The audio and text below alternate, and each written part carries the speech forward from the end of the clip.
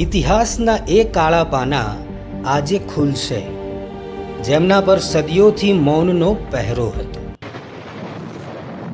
1936નું એક એવું વંટોળ જેણે ગાંધીજીથી લઈને દેશના તમામ સમાજ સુધારકોમાં ભૂકંપ લાવી દીધેલો. એક એવું ભાષણ જે મંચ પરથી બોલવા જ ન દેવામાં આવ્યું. પણ કલમ ક્યારેય રોકાતી નથી. આજે 90 વર્ષ પછી પણ શા માટે આ પુસ્તક એટલું જ જીવંત અને ખતરનાક છે? એ પુસ્તક છે એનિહિલેશન ઓફ કાસ્ટ.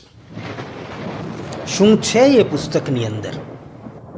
આવો સાથે મળીને આ પુસ્તકનું વિશ્લેષણ કરીએ, અને એ પણ ડર્યા વગર.